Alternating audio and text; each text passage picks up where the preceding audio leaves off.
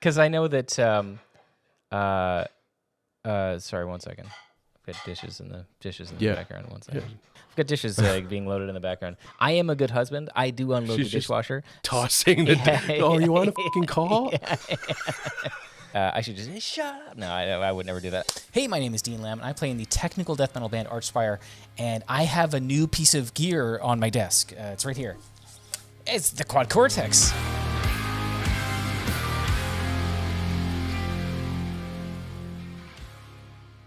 The Quad Cortex, it's maybe not new to you, but it's new to me. I checked it out at NAMM 2019, so I was down in Anaheim, and I saw these everywhere. They're these big brick, almost like aluminum looking. I actually don't know what it's made of, but it feels kind of aluminum-y.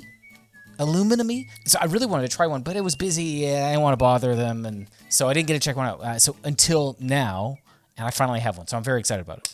If you don't know what this is, it is an amp modeler and effects processor kind of all in one. So it's something you plug your guitar into and it makes your guitar sound a certain way. It doesn't make your guitar loud enough to go through a cabinet, but it does make it sound a certain way so you can send it into an interface or into a power amp or into a PA of some kind, or you can use it as an interface. There's a lot of things you can do with it. Basically make guitar sound good.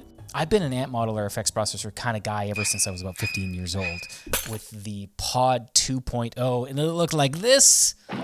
My sister worked at a pawn shop, and a guy brought it in a plastic bag and pawned it for $40. And so she let me know, and I was like, yes, I don't even really know what it is, but I'm going to go for it. I'm going to try it out. And it was this red bean, and man, it just had knobs, and you could sit there for hours and just twist stuff. Now, the thing about it is, that was 25 years, I don't even know when it came out, many, many years ago, over 2 decades, I imagine. It came from a simpler time where it's just twist some knobs, get good tone. I think if I went back to it, I would probably go, the tone is probably not great, it's probably all right, it was okay for the time. Now they've just gotten so much bigger and more in-depth and more detailed and higher quality with all of the tones, and that's what you get with something like this. Well, I actually don't know that. I haven't really messed around with it too much. In a bit, we're going to talk to my buddy Nick Hill, who knows a ton about this kind of thing. So yeah, I've owned a lot of these kinds of things ever since I was about 15 years old. I'm going to list them off real quick so you kind of know where I'm coming from. So I had the Pod 2.0, the Pod XT, the Pod Pro X, the Line 6 HD500, the XFX 2 XL Plus, the Line 6 Helix, the Kemper Powered Rack, and now the Quad Cortex. Also, I've had plenty of plugins, and I've had little headphone adapters to go on your phone that you plug your guitar into when phones had headphone adapters. I'm very well versed in this kind of gear. I'm a very experienced guy. Anyway, all that being said, I'm actually not really a tone building master. I kind of feel like I don't know what the fuck I'm doing a lot of the time, and maybe that's also you. Maybe you look at something like this and you go, yeah, it's cool, but it's too much. And I would not blame you. And I don't even necessarily think that if you're that kind of person, you should jump right into something like this. But what we're going to do is talk to my buddy Nick, and he's the guy that does all this stuff. He's kind of my go-to guy. He built all the tones that are available on my website for the Line 6 Helix, and he just did a great job. It's just something I plug into and I play, and man, I just enjoy it. It's something that I want to just plug in and play and just enjoy and get creative and not have the gear be the barrier between me and some creative, cool output that maybe otherwise I would not have had. So let's check out my conversation with my buddy Nick Hill on building tones for the Quad Cortex, this big chunk of metal right here. This video is brought to you by Sweetwater Music. If you want to check out everything that I play, that they offer on their website, there is a link in the description of this video. You can check it out. I curated a list, whether you want to get a new guitar amp or you want to check out what kind of strap blocks I use, whatever it is, check it out. Thank you so much. On to the conversation. First and foremost, I'm kind of known as a bit of a Helix person. I have had every piece of Helix gear. There are things about the Helix platform and the interface that made it just super easy to get into. I think the guys at Neural have kind of taken that and just tweaked it and made it a little bit better. You do have a little bit more horsepower under the hood with this thing, and that is pretty noticeable.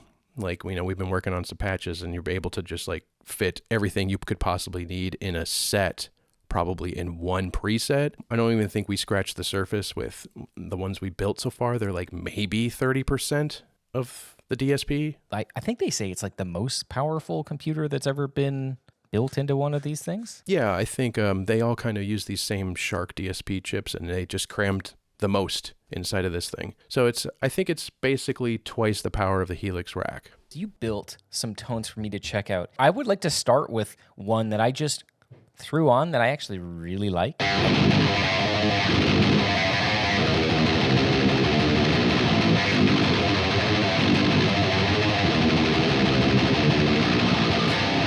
I like the feel of this amp. Actually, if you had to guess which patch this was that you built, which one do you think it was?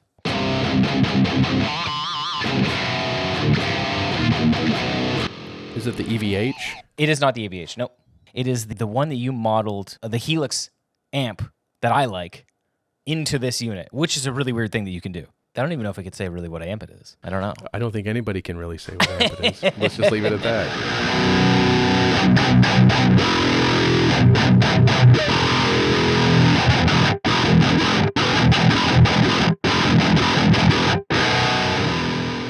Kind of did this as an experiment, right? Like, why not start from where we kind of knew we had a good foundation? The Quad, one of its flagship kind of features is the capturing. And so I captured an amp. It was super easy. I captured it multiple times, depending on like one with your settings, one with like my preferred settings. And it took like all of a minute, really. Did it play like weird noises through? Yeah, I could hear them through the headphones. I had it set up to just do it all through the headphones instead of my monitors and kill my neighbors. But it does all the alien sounds going through the frequencies and sweeping everything. Once it's done modeling, it gives you the opportunity to kind of compare the source. But I think it sounds better in the Quad because if you mess with the gain in the Quad, it cleans up better than it did in its original source. Oh, that's interesting. Sense. Yeah, because I know that. Sorry, 1 second. I've got dishes in the background. 1 second. Yeah. I've got dishes being loaded in the background. I am a good husband. I do unload the dishwasher. Tossing the oh, you want a fucking call? I should just say, shut up. No, I would never do that.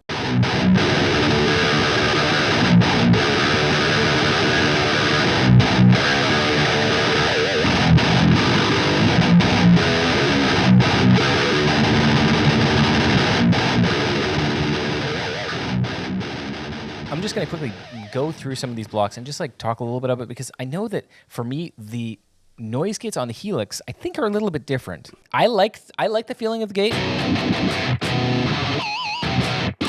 I do have some noise in my apartment, so you might hear some kind of weird grossness. But after that, you picked the 808, like a TSO 808 kind of thing, I guess. Now, when we did last tones, I think that either you taught me this or somebody else did. Overdrive all the way down, tone pretty much all the way up, and then level all the way up. Tone to taste.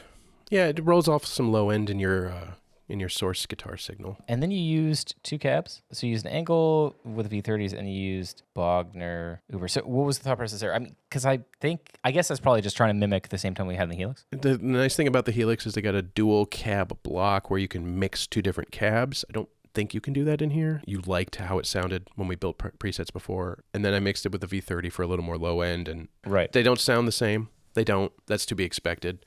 I guess they just capture them differently. The Quad captures are different than the Helix captures are different than the Kemper captures. Yeah, right.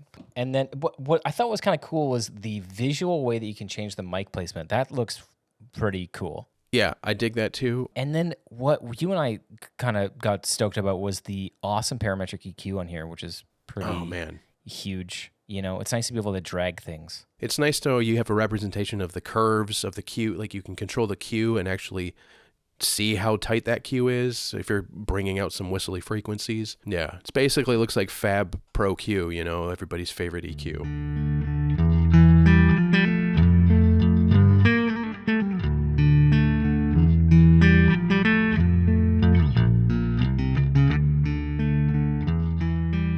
Yeah, the other thing that we're working on is a bunch of tones that we're trying to basically recreate using album stems. And that's a whole other process too. So you're using, I like recorded DI tracks. I sent them over to you.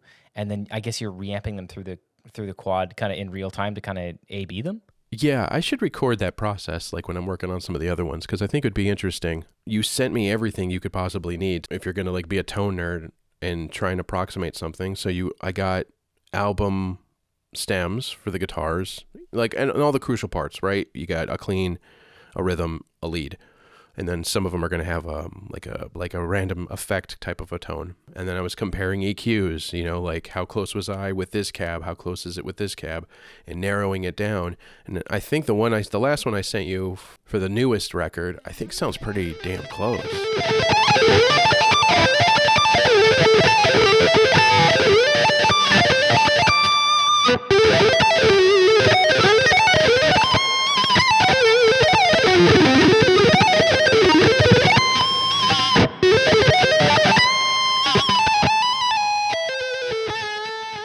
Yeah, so we're gonna keep working on these tones, and we're gonna see how. I don't think that we want to get them necessarily album copy. We want to get something that feels good to play live. That also sounds great. So there's a bit of a balance between having like a very tight the frequencies that an album tone might take up. Like I feel like the stems have a bit more high-end kind of harshness, but it sits in the mix nicely. And so we don't necessarily want that for live. So we need to find a good balance between how it plays, how tight it is, but also like just heavy. And because on a recording, you don't really want a lot of like low end for your guitar, but live, you might want a bit more. It really depends on the kind of situation. Not to mention, our band, my band Archspire, is it's a sort of a hard band to mix because everybody's soloing all at once. Everybody's going as absolutely fast as they possibly can at every second.